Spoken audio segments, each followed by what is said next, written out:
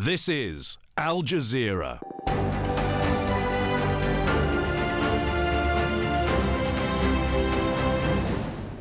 Hello, I'm Folly Bah-Thibault. This is the News Hour, live from our world headquarters in Doha. Coming up in the next 60 minutes, a struggling economy, sanctions and a nuclear deal in doubt. Voter turnout in Iran's presidential election is low, with a hardline judiciary chief emerging as the frontrunner. The UK sees a spike in COVID-19 cases, 11,000 in one day, as vaccinations are now open to all adults. We'll have the latest from London. Also this hour, another rise in the number of global refugees and displaced people, even though the pandemic shut borders and restricted movement. And Hong Kong authorities charged 2 Apple Daily newspaper executives with violating the national security law. They were rounded up by police along with 3 others on Thursday. And I'm Sana Hamush, and I have all the sport. Neymar stars for host nation Brazil as they continue their perfect start to the Copa America.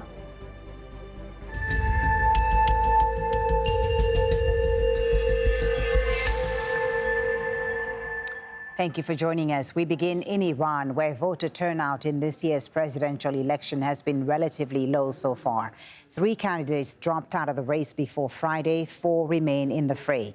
Many believe the scales are tipped in favor of a former hardline judge and current judiciary chief. These are pictures from earlier when Ibrahim Raisi cast his ballot in northern Tehran. Let's remind you about who's running in this election. The front-runner, Ibrahim Raisi, supports pushing ahead with nuclear deal diplomacy, and his victory would put hardliners in control across Iran's government as it tries to save the nuclear deal and recover from the pandemic. Also on the ballot is a former head of Iran's Revolutionary Guard, Mohsen Rezai, who opposes a nuclear agreement. He's run and lost 4 times already. The youngest candidate is Amir Hossein Ghazizadeh Hashemi, who's the Deputy Speaker of Parliament. And there's Abdul Nasser Hemati, the former governor of Iran's central bank. Now, the outgoing president, Hassan Rouhani, who can't run due to term limits, is urging people to get out and vote. These elections are very important, and I invite all citizens to participate. We must not allow the problems that we witnessed since people applied to run for candidacy to affect participation in the elections. Citizens must realise how important these elections are to their destiny and the fate of the Islamic Republic. Popular participation and broad participation in the elections will lead to the disappointment of the enemy. Live to Al Jazeera's Dorsa Jabari, who's outside a polling station in Tehran. Dorsa, the Iranian president, the outgoing leader, urging people to get out and vote.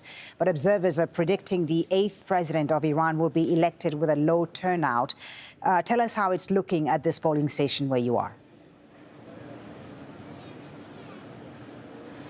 Well, Folly, as you can see behind me, there is no longer a lineup at this particular polling station. Of course, this is one of nearly 67,000 polling stations across the country. But this one in particular is a very well-known one.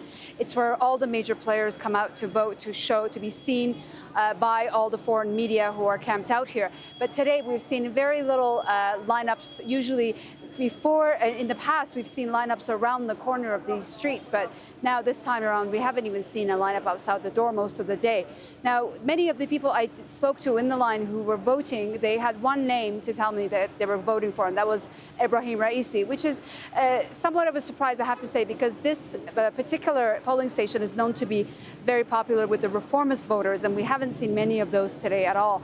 And to specifically speak about voter turnout and what it means in the outcome of this election, I am now joined by Samaneh Ikhwan, who is a political analyst. I want to ask your opinion about what you've seen so far. What are your thoughts about the voter turnout during this election? Yes, I was out from the very morning, and I saw many places, in some places were very crowded and some places were empty. And I think the predictions and the polls which shows that about 50% of the people should vote. It maybe seems that it's very accurate. And what do you think that means for the results? The next president that will come into power will not be a very popular one. How would that hinder or help him at all in trying to achieve his agenda?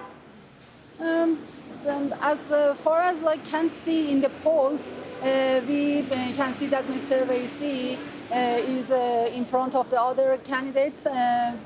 I think we have some problems and some issues that the next president should assure people that he can solve them. First of all, is the nuclear talks with the United States and pursuing United States to return to the JCPOA, not only on paper, but also in removing sanctions. And the other issue that make people to not vote, or they are, I say that they are angry or disappointed, is that it is from the economic issues in Iran and the mismanagement that other administrations show to the people that they can't manage the economic issues in Iran. So we have people that they are disappointed and they want to change. They want to change something, and maybe they are in favor of Mr. Raisi because he is famous for his fight against corruption in the judiciary system of Iran. And some people say that he has not any administrative background, and he can't manage the economic issues. So we have some different ideas. I think it's better for all people to manage that they participate to the election, because if you are angry, if you are disappointed, you can show your disappointment by voting to someone that you think that he can manage the country, he can manage the economic issues, and he can manage the foreign policy issues very better than other candidates. And do you think when and if Ebrahim Raisi becomes the 8th president, we will see a lot of change internally? Because that means that the country is now all conservative across the board in terms of the parliament, the judiciary, and the presidency's office.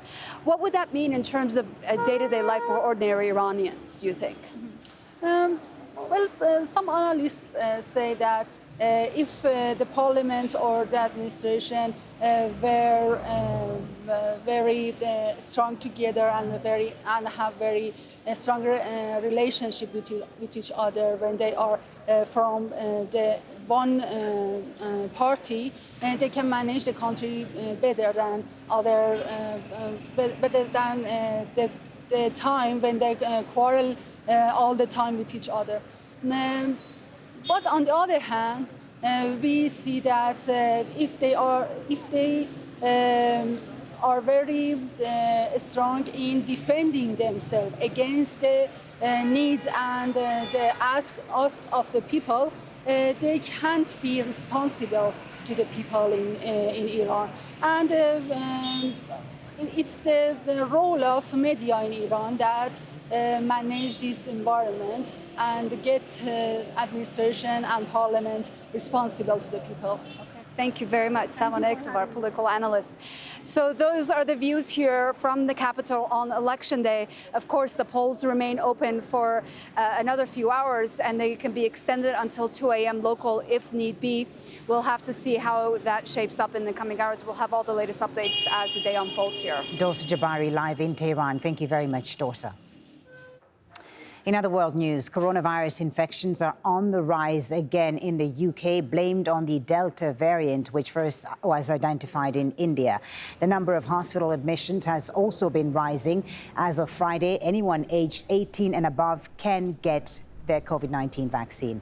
Live to Jonah Hall, who is in London for us from our broadcasting centre there. So the biggest spike, Jonah, in cases in 4 months, and the latest figures concerning the Delta variant are worrying.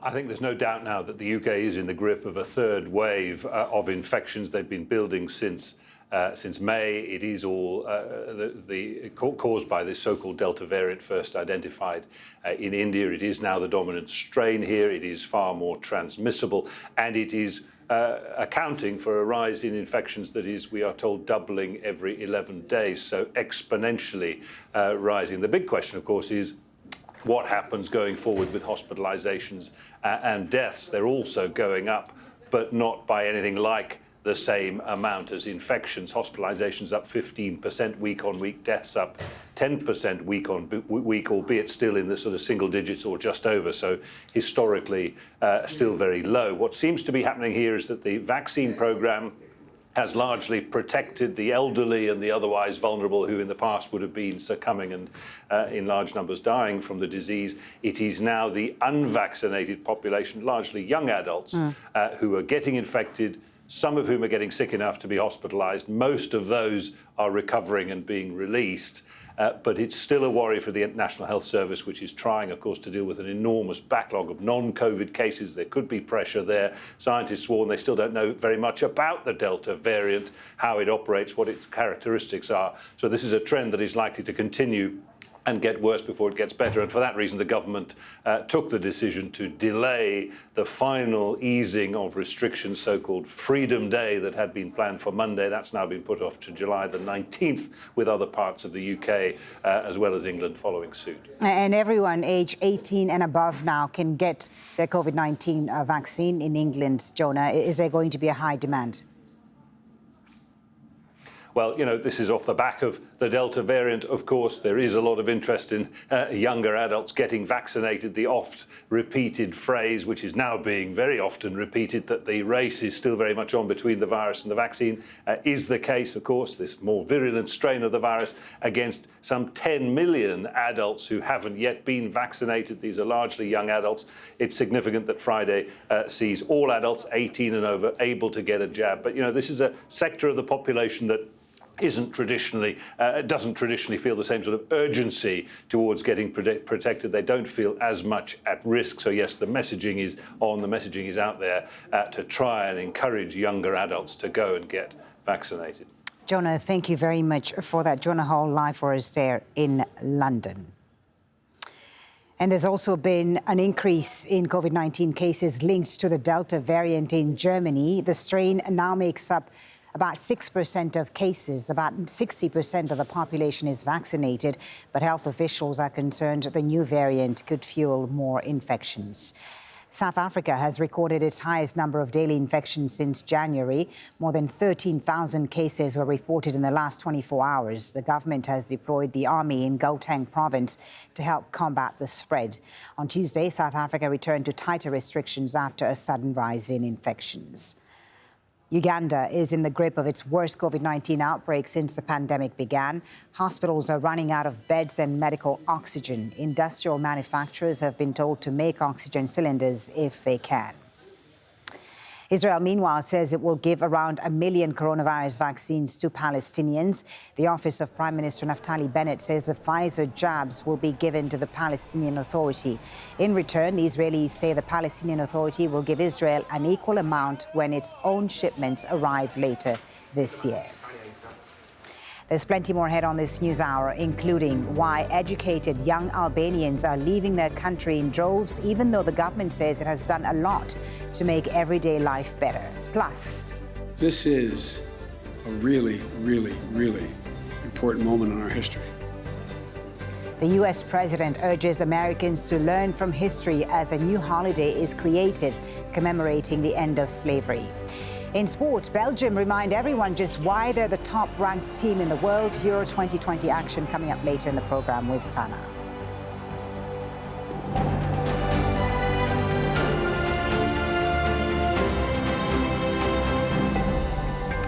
First to Nigeria, where gunmen have reportedly kidnapped at least 80 students in a raid on a school in the northwestern state of Kebbi. Police say 5 teachers were also abducted and an officer killed. It's the third mass kidnapping there in 3 weeks. Gangs of men described as bandits often stage abductions seeking ransom payments. Al Jazeera's Fidelis Mba joins us from Abuja on this news hour. What more do we know, Fidelis, and has any group claimed responsibility for this latest abduction? Well, we're still waiting for official confirmation of the number of students who were taken. But what we do know from witnesses is that at least 80 of them were abducted by the bandits. Right now, the police say they are in hot pursuit of the gunmen, And they're actually searching forests around the town to be able to find out if maybe the students are being held there.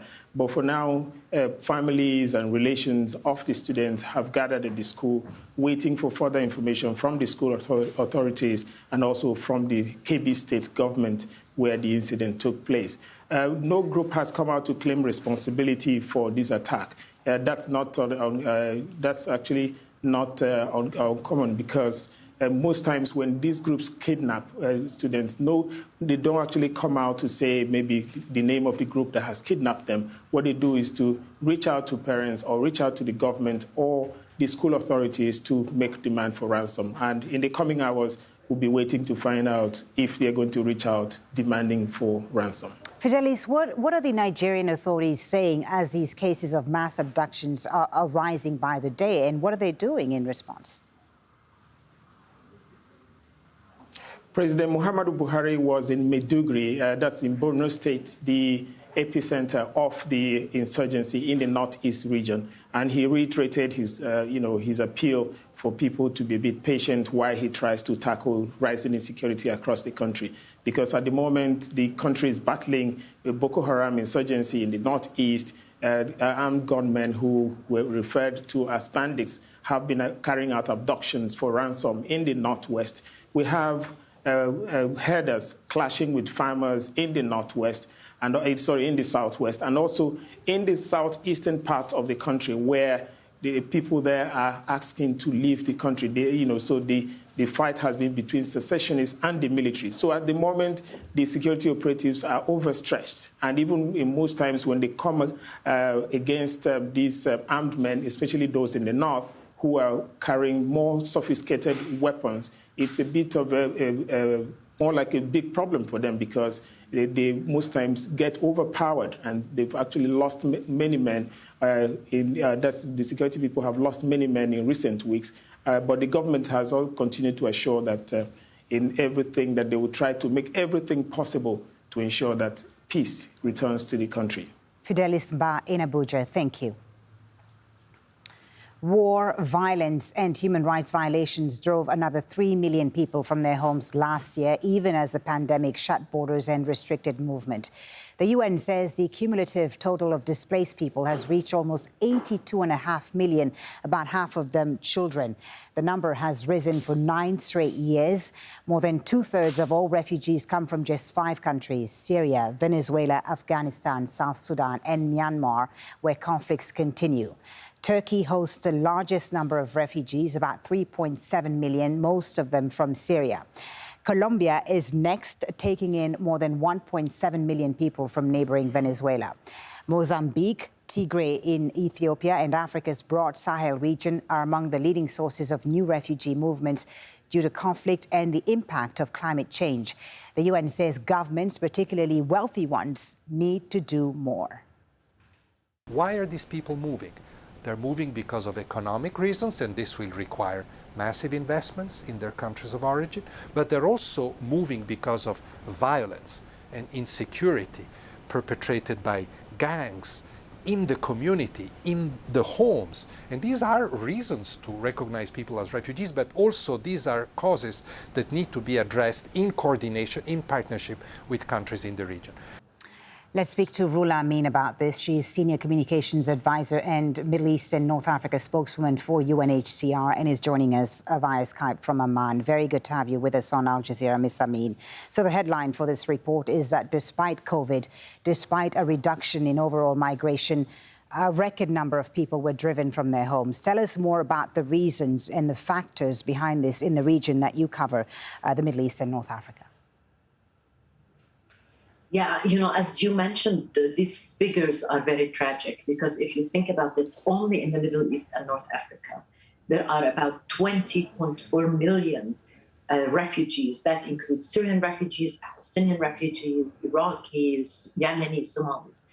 And what's interesting about this region and what's tragic is that most of these refugees, when they are forced to leave their homes looking for safety, and even when they cross borders, they end up staying in the countries around Syria, for example, which means they are hosted by countries that are economically suffering on its own. They are not rich countries, they're developing countries. Many of them are suffering from their own economic struggles, high unemployment, weak investment in public sectors, health, education, which means that this is an extra burden, but at the same time, they are still hosting these refugees. Yeah. And so the problem is double in the region. This is a region that actually is producing a huge number of internally displaced people and refugees, and it's hosting a huge number of refugees as well. So the resources that needs to be mobilized to address these problems are just immense. And the resources is not just to meet their immediate needs to have shelter and food and health and education, but it's also to find solutions. And the solutions in this region are also kind of away from, they're not within our reach so far, because solutions are usually that people return to their countries, they are integrated in the countries that host them, or resettlement. And all these three are not available for these refugees and IDPs. Let's talk about Syria a bit more. You talked about Syria, of course, a civil war there now in its 10th year, 13.5 million people displaced. You talked about many of them being in Lebanon, of course, in Turkey as well, but many are also internally displaced within Syria. Tell us about their conditions they've faced this past year, within the war and also COVID. And is there any improvement at all in sight for those internally displaced within Syria? Yeah, I'm glad you're asking this question, because sometimes people tend to forget that even within Syria, there are about 6.7 million people who are still internally displaced, which means they had left their homes looking for safety and still had not been able to return. And many of them had been forced to flee more than once. They are staying in very flimsy shelters. Their kids are not getting the right education, if any. They're not getting the health services. They are in a country that had been ravaged by war and crisis and economic difficulties. So most, as you probably know and the audience know, a lot of the infrastructure in Syria, whether it has to do with schools, hospitals, public infrastructure, have been destroyed in the past 10 years. So these people are suffering at so many different levels. And now with COVID and COVID economic impact as well, they are suffering multiple times. And they need an end to this. We have to think about is that most of these populations, whether it's internally displaced people or refugees, most of them are children. Like almost 48% of the refugee population in the region are children. This will have long impact, a lot of severe impact on the long term, on their future, their communities, and the region. Indeed. Let me ask you briefly, Ruhollah Amin, about the role and responsibility of Western governments and European governments in particular. Turkey continues to be the largest refugee hosting countries in the world. There's been control of migration and asylum among European Union governments. What needs to happen right now in order for Western countries to step up to the plate to reform their rules on controlling migration flows, and so that countries like Turkey don't bear the burden of this crisis? Yes, that's very important, because these countries can do a lot. What we call is burden sharing, that even if these refugees are not within their own borders, they need to have the moral and the obligation to help. These people have run away because of conflicts and violence and war. In many cases, these wars and violence always have a regional and international element, and they are fueled by larger powers. And there needs to be responsibility sharing in helping these people mitigate the impact of such displacement on them and on their families. One is by funding humanitarian agencies like UNHCR, who's trying to provide the needs, helping with solutions, and that means helping with resettlement, for example. So far, the number of people who get to be resettled is very little. From all over the world, only 34,000 refugees were resettled worldwide, and from the region, less than 4,000 people had departed the region for resettlement, for a chance to start a new life in Western countries. These numbers need to be increased. There need to be more effort to provide more resettlement places for these people, especially the most vulnerable of refugees who need this solution. They really need it. It's life-saving for them. The other issue these countries need to help with is the political will and the power to put an end to all these conflicts and wars for these people to be able to return home. Thank you so much. This is the major, ultimate solution. These conflicts need to end for these people to be able to go back home and to restart their lives. Thank you so much for talking to us about this. Rula Amin from UNHCR joining us from Amman in Jordan. Thank you for your time. Police in Hong Kong have charged the chief executive and the chief executive of the pro-democracy newspaper, the Apple Daily, with collusion with a foreign country. It follows a raid at the tabloid's headquarters on Thursday. Let's bring in Adrian Brown, who's outside the Apple Daily in Hong Kong. Two more charged under the national security law in Hong Kong. Tell us about who they are and what exactly they're being accused of. Well, Foley, here at the headquarters of the Apple Daily, staff are still struggling to come to terms with all that's happened during the past 36 hours. 5 of their top executives and editors were arrested. Now 2 of those executives have been charged with violating the national security law, specifically colluding with a foreign power. Now, these charges were confirmed by Hong Kong police on Friday afternoon. They haven't identified the executives, but they say 2 men will be appearing in court in Hong Kong on Saturday morning. It will be a brief appearance. They say the other 3 are still being questioned and that charges may follow. Now, how has Apple Daily been responding to these arrests? Well, I think in a rather defiant way. It upped its print run from 80,000 copies to 500,000 on Friday.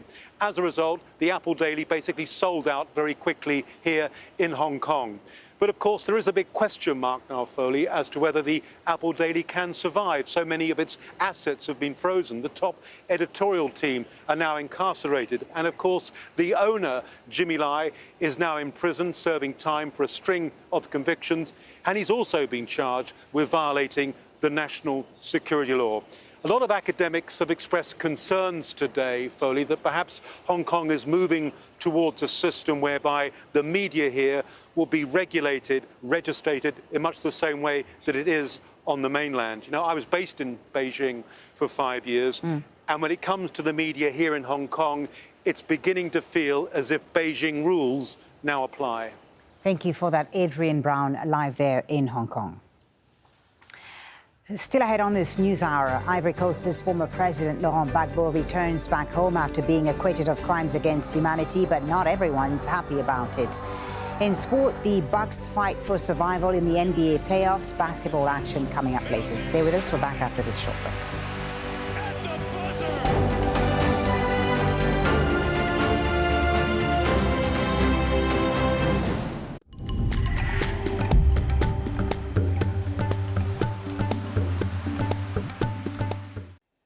Hello, nice to see you. Here's the weather story across Europe. It's unsettled toward the west and also in the east. And we have a heat dome over central areas of the continent. We're going to go over all of that right now. But first, some violent weather toward the south of France. We saw wind gusts in excess of 100 kilometers per hour, toppling trees and power lines. And that set the stage for some active weather. Thunderstorms firing up across Iberia through the west of France, clipping the eastern portion of the United Kingdom, steering right into the Low Countries.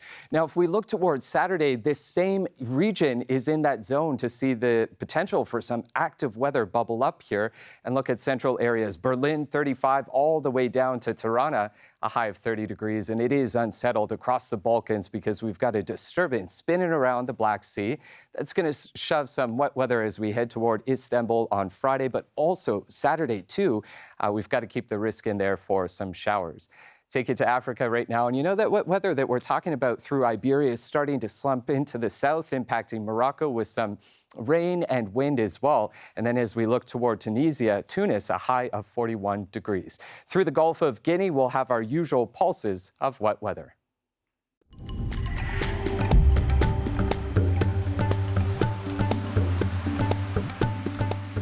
A global pandemic, social unrest, a world under lockdown brought to its knees by a deadly virus. But now, we have a window to light the path to a brighter future. Coming to you live from Doha, we bring together leaders from all corners of the globe and across all sectors of society to chart a way out of this crisis. Join us at the Qatar Economic Forum, powered by Bloomberg. In February 2021, a crippling storm took down Texas's power grid. 4 million people plunged into darkness with no heating. Many died from hypothermia, with hundreds suffering from carbon monoxide poisoning as they tried to stay warm any way they could. Faultlines investigates whether years of deregulation and prioritizing profits led to the state's power grid failure. The Texas blackout on Al Jazeera.